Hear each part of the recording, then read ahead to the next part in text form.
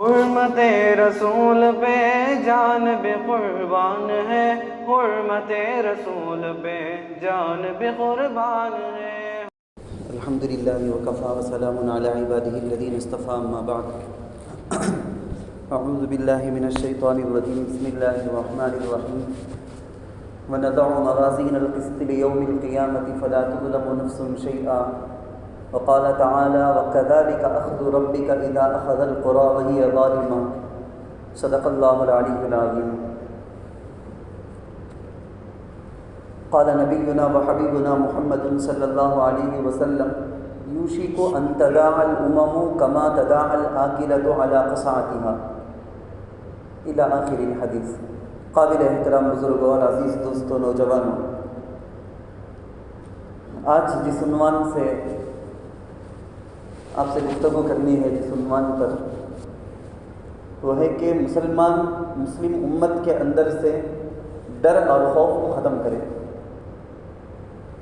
مسلمانوں کو ایسے گھبراہٹ میں مبتلا کرنا، ڈر اور پریشانی میں مبتلا کرنا کہ ان کے معاشرے میں، ان کے طبقے میں رہنے والا ہر فرد ہر وقت ہر جگہ ڈرتا رہے، گھبراہٹ کے ساتھ وہ زندگی گزارتا رہے، یہ دشمنوں کی خواہش ہے۔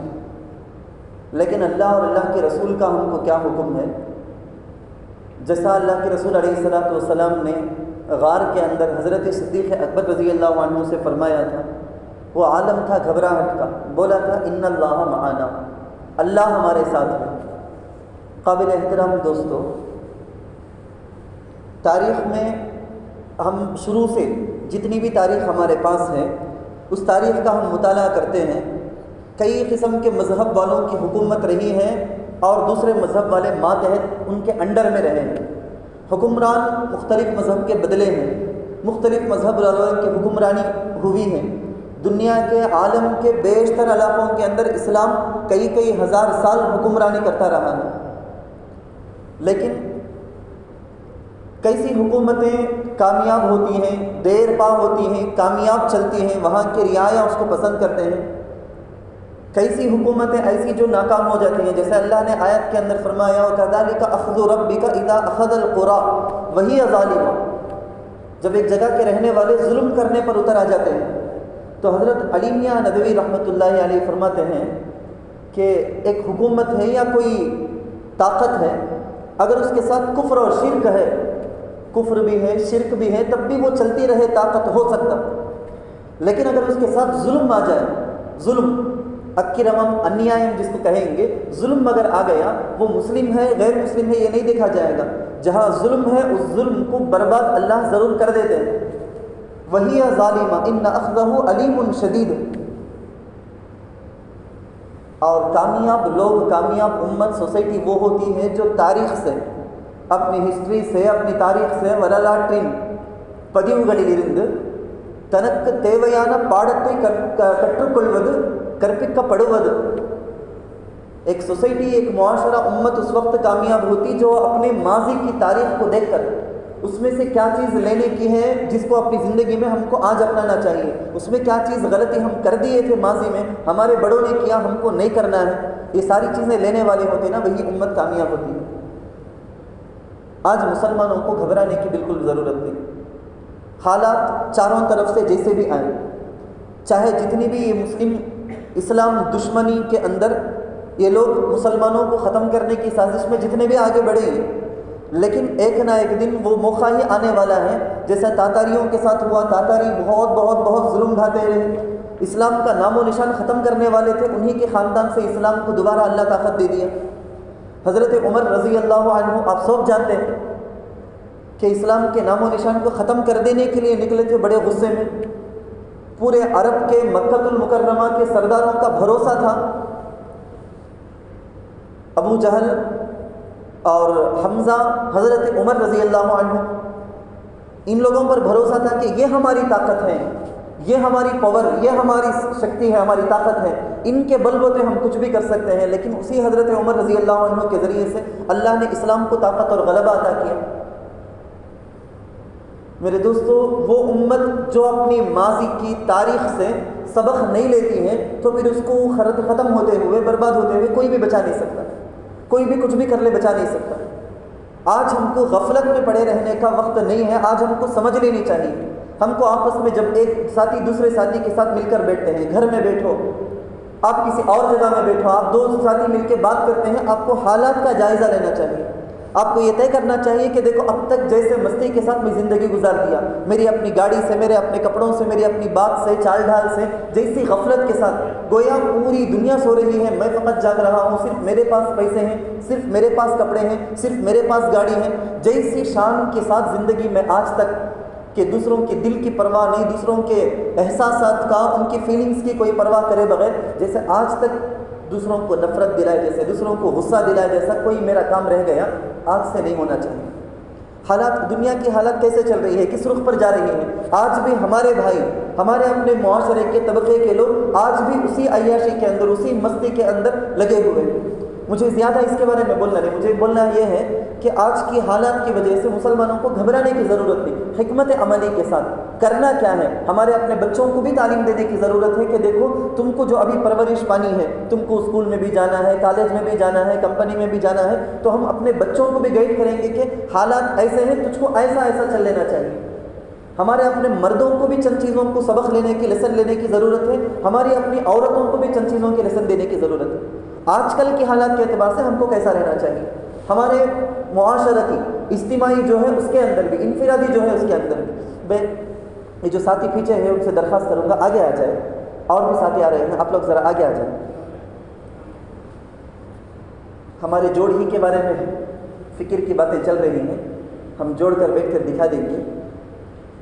وَاعْتَصِمُوا بِحَبْلِ اللَّهِ جَمِيعًا، ہم اگر اکٹھے ہو کے سر جوڑ کر اگر فکر کریں، ایک آدمی کے صرف ایک ہاتھ ہلا لیں، ایک آدمی پھونک مارنے کی وجہ سے طوفان نہیں آ جاتا، کچھ بھی نہیں ہونے والا۔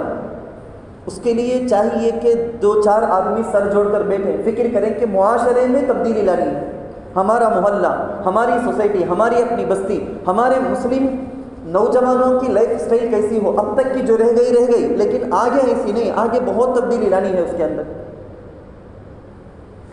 قابل احترام بزرگوں، مکہ المکرمہ کے اندر غزوہ بدر، مکہ المکرمہ سے مدینہ منورہ ہجرت کرنے کے بعد اللہ کے رسول صلی اللہ علیہ وسلم مسلمانوں کے ساتھ بہت مٹھی بھر جماعت وہ لے کر آئے۔ دوسری طرف مکہ المکرمہ کے دشمن جو بھی ہیں وہ سارے کے سارے آئے۔ بدر کے اندر غزوہ ہوا، مسلمانوں کی کامیابی ہوئی، سب جانتے ہیں۔ دوسرے نمبر پہ غزوہ ہوا غزوہ احد، مسلمانوں کی ناکامی ہوئی، ہار گئے، کفار جو دشمن تھے وہ جیت گئے، غیروں کی جیت ہوئی۔ اب ان کی خواہش یہ تھی کہ مسلمانوں کو ہمیشہ اسی دھاچک کے اندر، ان کے دلوں کے اندر گھبراہٹ بٹھا دے، ان کے دل ہمیشہ ہم کو سوچتے ہوئے کام پہ، وہ لوگ ڈرتے رہنا، وہ لوگ ہم کو سوچتے ہوئے گھبرا جانا، یہ خواہش کرتے ہوئے اعلان کیا گیا دشمنوں کی طرف سے، دوبارہ بھی بدر میں آمنا سامنا ہوگا، تب ہے تم لوگوں کو۔ یہ ڈرانے والا جملہ دشمنوں کی طرف سے کہا گیا۔ مقصد کیا تھا؟ تاکہ مسلمان ہمیشہ ڈر کے ساتھ زندگی گزارے۔ میں اس جگہ میں بریکٹ کے طور پر ایک بات بھی بول دوں میں کہ کوئی بھی چیز ہمارے پاس پہنچتی ہے، واٹس ایپ کے اندر، فیس بک کے اندر، کوئی بھی چیز کسی دشمن کا ایسا بیان ہے کہ اشتعال پیدا ہو جائے، ہم کاٹ دیں گے، توڑ دیں گے، مار دیں گے، ایسی کوئی بات آ جائے نا، اللہ نہ کرے ایسی کوئی بات آ جائے تو سب سے پہلے ہم ہی وہ ہوتے ہیں، دشمن بھی اتنا نہیں شیئر کرتا ہوگا جتنا ہم کرتے ہیں، اتنا زیادہ شیئر کریں گے، اتنا زیادہ شیئر کریں گے، فلاں کرو، یہ کرو، وہ کرو، اتنا زیادہ پھیلا دیں گے۔ اصل میں دشمن مسلمانوں کو جو ڈر میں رکھنا چاہتا تھا، اس میں ہم خود اس کے بروکر بن گئے۔ ہم نے خود 10,000 آدمیوں تک پھیلا کے سارے مسلمان معاشرے کے اندر ڈر کو بٹھا دیا۔ کوئی ایسی چیز، مثبت قدم، پازیٹیو کوئی مثبت قدم، ایسا ہے کوئی میسج جو بتایا جائے کہ اس وقت ایسا رہنا چاہیے، ایسی چیزوں کو شیئر کرنے میں کوئی دلچسپی نہیں۔ قابل احترام عزیزو، بات بہت دوسری طرف چلی جا رہی ہے۔ مجھے کہنا یہ ہے کہ دیکھیں اللہ تعالیٰ نے قرآن کریم کے اندر، قرآن کریم کو اللہ نے کہا کہ ایک ترازو ہے، یہ انصاف کا فیصلہ کرنے کے لیے اتارا گیا ہے۔ اللہ کی اور بھی کتابیں ہیں، تورات، انجیل وغیرہ بھی۔ مجھے ایک واقعہ یاد آتا اسی میں، آپ لوگوں نے بھی سنا ہوگا، مدینہ منورہ کے اندر ایک یہودی مرد اور عورت، ان دونوں زنا کر لیا آپس میں، یہ بچہ رہا، یہ ہو گیا، تو مدینہ منورہ میں چونکہ مسلمان ہی کی حکومت تھی نا, اللہ کے رسول علیہ السلام وہاں کے سلطان تھے, بادشاہ تھے, تو اللہ کے رسول صلی اللہ علیہ وسلم کے دربار میں فیصلے کے لیے آئے. فیصلہ جیسا ہمارے زمانے میں آپ کہہ لیں اس کو کورٹ, عدالت, تو اللہ کے نبی کے پاس فیصلہ کے لیے بول کے لایا گیا.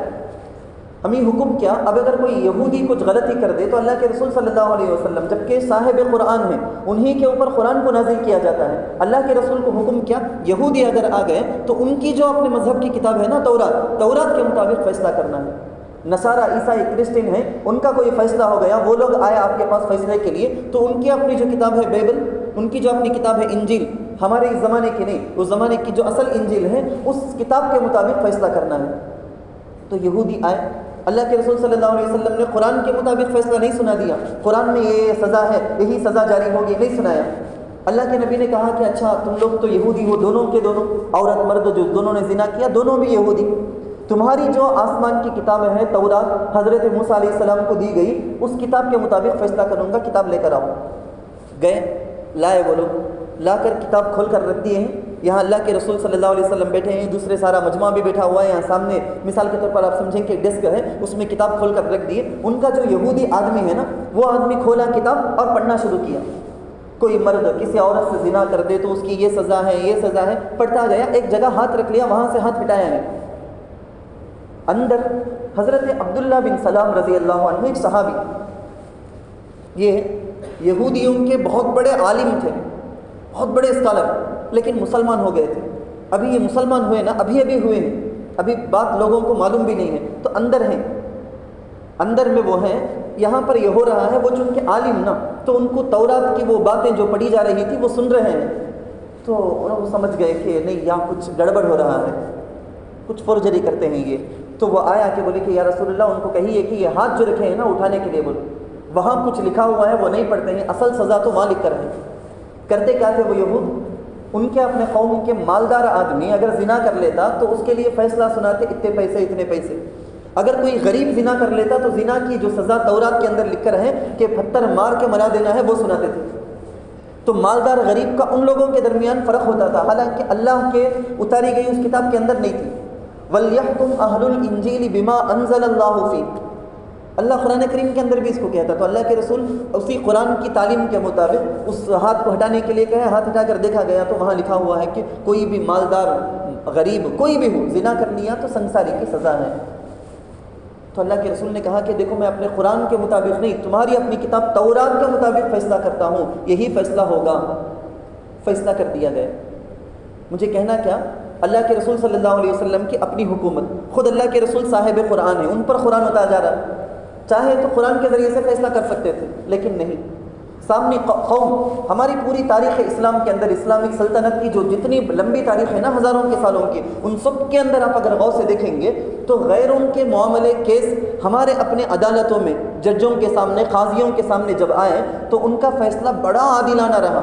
کبھی بھی اسلامی مسلمانوں کی حکومت ہزاروں سال رہی ہے, لیکن کبھی بھی اپنے ماتحت رہنے والے لوگوں کے مذہب میں مداخلت کبھی بھی اسلام نے نہیں کیا ہے. حضرت عمر رضی اللہ عنہ کے پاس ایک غیر آیا, آ کے بولتا ہے, حضرت عمر رضی اللہ عنہ خلیفہ ہیں وقت کے, ان کا ایک گورنر ہے ایک جگہ کا, ایک بستی کا, عامل جس کو عربی میں کہتے ہیں, اس کا معنی آتا ہے گورنر. تو اس کے خلاف آ کے فیصلہ کیا کہ ایک جگہ میں ایک بات ہو گئی تھی, تمہارے گورنر نے مجھے 100 کوڑے مارے, زبردستی انیائم ہے, اکرمم ہے, مجھے زبردستی ماریا تھا, نہیں مارنا تھا. اچھا, حضرت عمر پوچھے کہ کیا چاہتا ہے, بدلہ چاہتا ہوں. تو حضرت عمر رضی اللہ عنہ نے سنایا کہ ٹھیک ہے, اگر میرا گورنر تجھے زبردستی ظلم مارا ہے تو میں تحقیق کر کے دیکھ لوں گا, اگر صحیح ہے تو اپنے ہاتھوں سے اس کو 100 کوڑے مارنا, 100 مرتبہ وہ جھاٹی سے مارنا. دوسرے جو بڑے صحابہ تھے کھڑے ہو گئے, حضرت ایسا نہ کیجیے, ایسا فیصلہ نہ کرو, اگر آج ایسا فیصلہ کر دیے, ارے کوئی بھی آدمی آ کے منہ کھولے گا, ایسا کرا دے گا, یہ کام کرا دے گا, تو خیر کیا خلاصہ کیا اس کا شان. حضرت عمر رضی اللہ عنہ نے اسلام کے مطابق صحیح فیصلہ سنا دیا, یہ نہیں دیکھا کہ بولنے والا کون ہے, آ کے مقدمہ کیس لے کر آنے والا ہے غیر.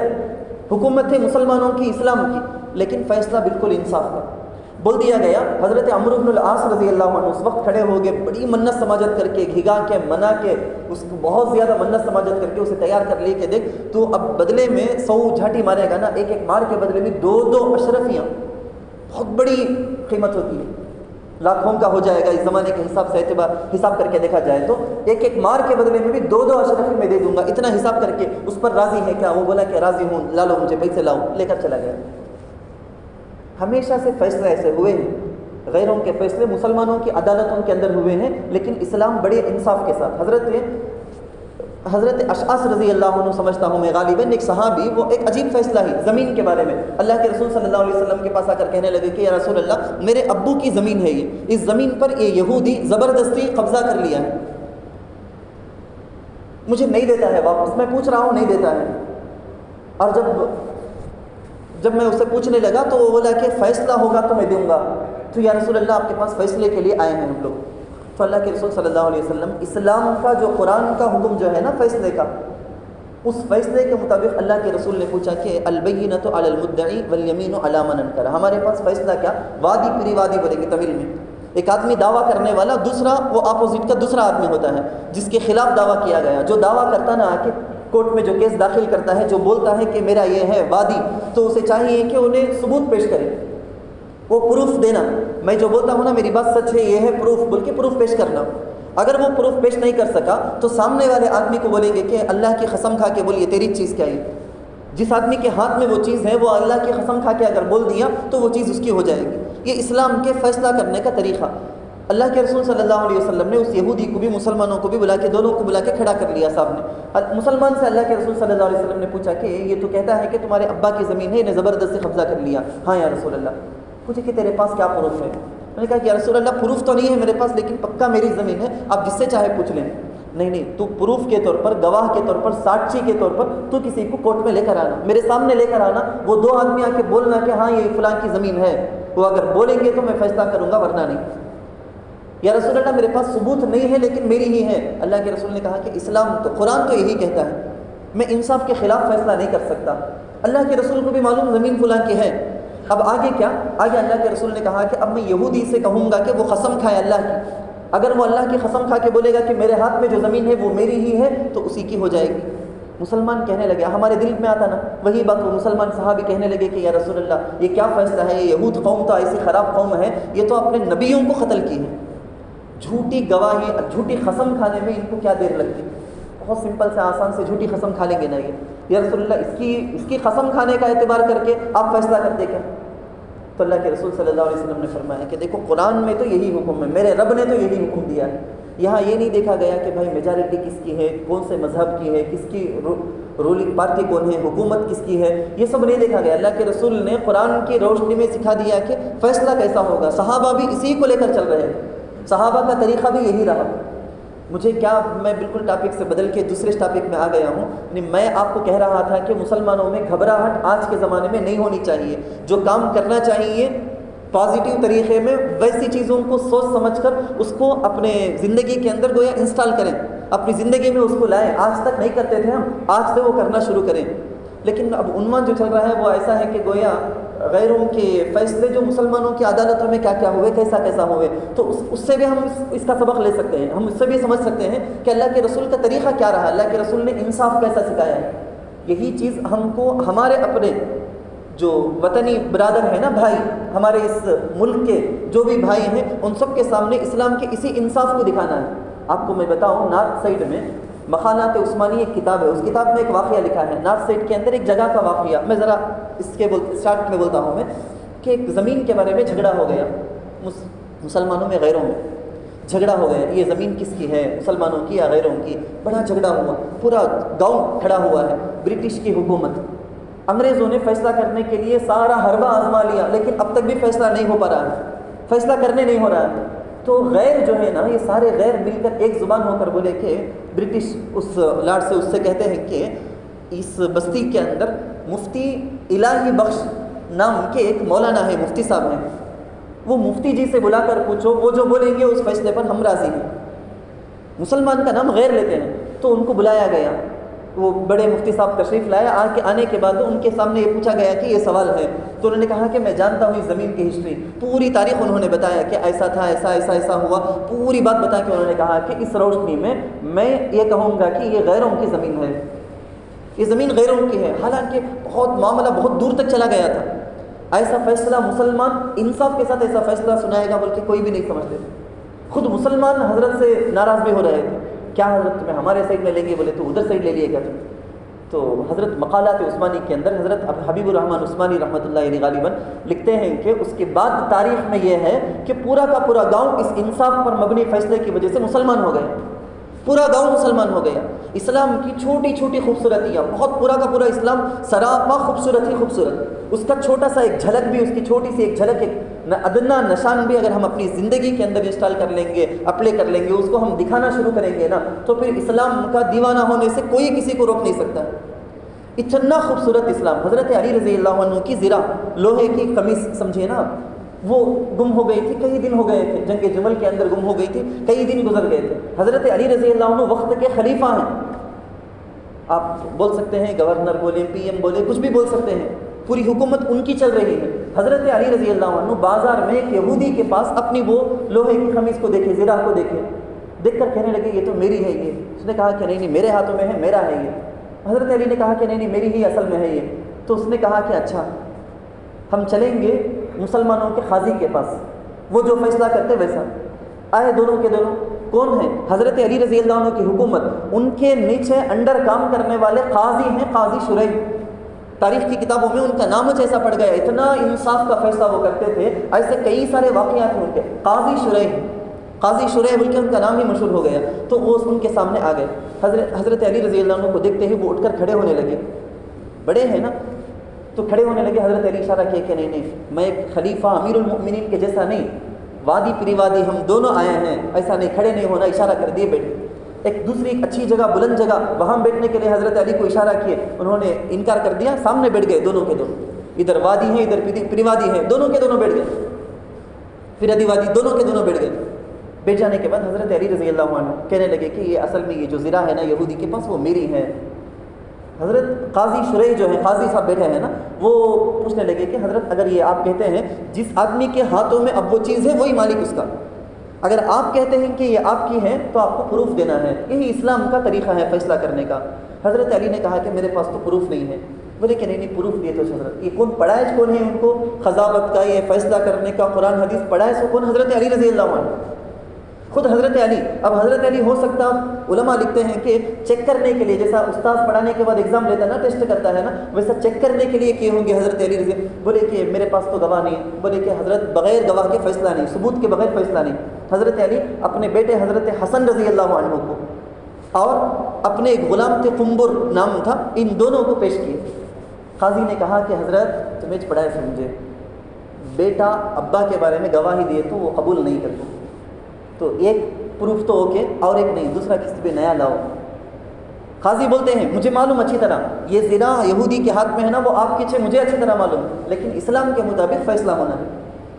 میرے علم میں مجھے معلوم ہے بول کے سب فیصلہ نہیں, اسلام کے مطابق دلیل کی وجہ سے فیصلہ ہوگا. ہوا کیا شاٹ میں وقت ہو گئے ہیں, ہوا کیا آخر میں حضرت علی رضی اللہ عنہ کے خلاف الٹا فیصلہ ہوا. پوچھنے بھی لگے حضرت علی حسن کا فیصلہ نہیں مانتے کیا؟ ہم جمعے کے خطبے میں سیدہ شباب اہل الجنہ حضرت حسن حضرت حسین کو جنت کے نوجوانوں میں سے کہا گیا ہے, ان کا فیصلہ نہیں. حضرت بیٹے کی گواہی باپ کے حق میں نہیں ہوتی. فیصلہ ہوا. حضرت علی رضی اللہ عنہ دروازے کے باہر جا رہے ہیں, یہودی کھڑا ہوا, کھڑے ہو کے معافی تلافی پوچھنے لگا اور حوالہ کیا زرہ, بولنے لگا کہ اشہد ان لا الہ الا اللہ و اشہد ان محمدا عبدہ و رسولہ. اللہ تعالیٰ سے دعا ہے کہ ہم مسلمانوں کو بھی اللہ اسی سمجھ اور اخلاق عالیہ نبوی تعلیمات کو اپنی زندگی میں اپنا کر اسلام کا سچا چہرہ دنیا کے سامنے بتانے کی توفیق نصیب فرمائے. آمین. وآخر دعوانا الحمدللہ.